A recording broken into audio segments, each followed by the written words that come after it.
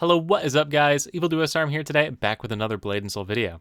In today's video, we're going to take a look at the patch notes that went live yesterday for the system previews of our big patch coming on September 18th that will be releasing the Archer. A lot of interesting changes coming to endgame gear, so if you are in that region, you have something to look forward to.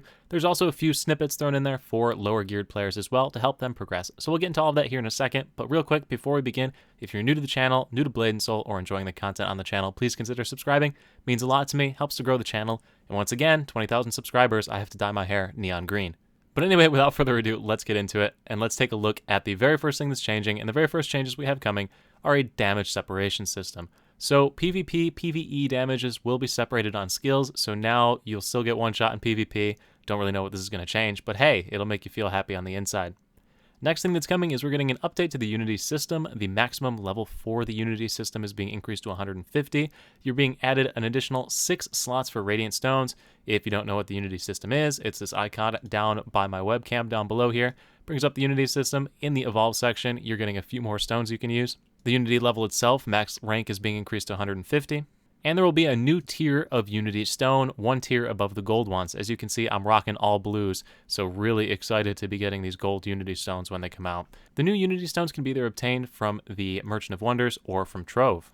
Additionally, the Scarlet Conservatory raid also has a chance to drop these new Ascension Stones. And you'll also be able to craft the Unity Experience Charms that you could previously only purchase off of the Cash Shop. So a nice little change, making it a non-Cash Shop exclusive item.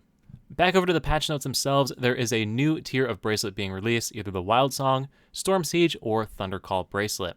The Wild Song and Storm Siege bracelets are applying to all classes. The Thunder Call bracelet only applies to the classes with a third spec, aka the KFM or the Blade Master.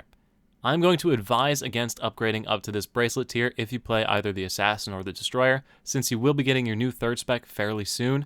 If you do want to wait and maybe you want to switch to the new third spec, you'd be better off gathering all the materials for this next upgrade, saving them, and then deciding at the time when you get your third spec if you're going to want to play as the new third spec. There's no word on whether you'll be able to exchange between these bracelets or not. I'm sure there'll be some sort of transition system up at the top, but rather than purchase it and then have to waste materials later down the road, you'd be better off just holding out and saving on these. For lower geared players, you're getting a cost reduction on the Starbreaker Divinity Bracelet upgrade. Previously, it cost you a whole bunch of materials. Now it's being reduced to 4 silver scales. This bracelet is located over here. The Divinity and Starbreaker bracelet, you can see you have all these different materials you have to use to upgrade it, knocking it down to just needing silver scales. So pretty cool for a lower geared player to gear in the game. There are some weapon cost reductions for the super endgame weapons, as well as some new tiers added. We'll cover those in a second. They released a spreadsheet. Link to the spreadsheet's in the description below. A new pet tier is being added to the game. You're going to get the new Omega pet tier if you want to upgrade your pet to the maximum stage. Additionally, we're going to have new gems being added to pets, so your pet can now have gems because that makes sense. Although in fairness, it doesn't make sense that a weapon has gems either. At any rate, these gems are unlocked with legendary gem hammers, so you have a use for all of those legendary gem hammers you've been picking up from the event that was going on right now. The final little bit of information here is that victory tokens will be antiqued on September 18th, so you will have to use those, otherwise you lose them. And now with all that out of the way, we're going to hop over to my spreadsheet that I modified. Once again, the link to this is in the description below. If you want it, go to File, make a copy, and copy it into your own Google Drive. So the very first thing that's being done is that there's a cost reduction on Skyforge and Shadowforge weapons, stages 7 through 9. So that's pretty cool for people going up the PvE path. The Skyforge, Shadowforge weapons are the ones over here, the PvE path, the non-raid path equivalent to the Grand Celestial weapon. The total cost reduction equates to about 1,400 gold worth of materials, so not a lot, but still a nice saving for someone that hasn't gotten all the way up to stages 7, 8, and 9 on the Skyforge or Shadowforge weapon. Next, we're getting the Thornbreaker weapon stages 7 through 9, so if we hop back over here to the raid path, we stop at Thornbreaker 6, but we're going to get 7, 8, and 9 after the patch. Another thing that's happening is we're getting a new PvE weapon that goes stages 1, 2, 3, 4, 5, and 6, equivalent to the Thornbreaker. So this is going to bring up the big question, which way is going to be the cheapest way to upgrade your weapon? So I ran through all the numbers on the spreadsheet that they gave us here and looked up the different scenarios, and I put them down here at the bottom. But basically, let's just go ahead and zoom in on this so you can see it a little bit better. So the way I see it, there are 4 scenarios, and we're going to walk through each one of them.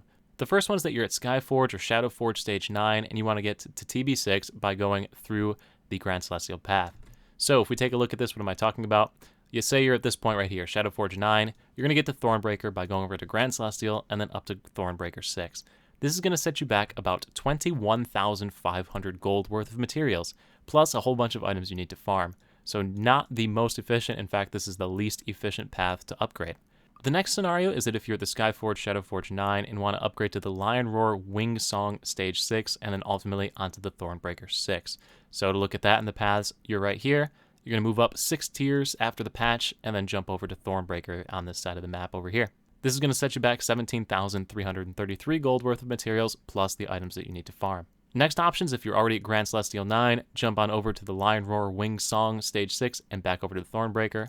So it'll look like this. You start at Grand Celestial 9, move over to the Lion Roar Wing Song Stage 3, move up 3 more tiers, and head back over to the Thornbreaker Stage 6. This is going to set you back the same exact gold cost, 17,333.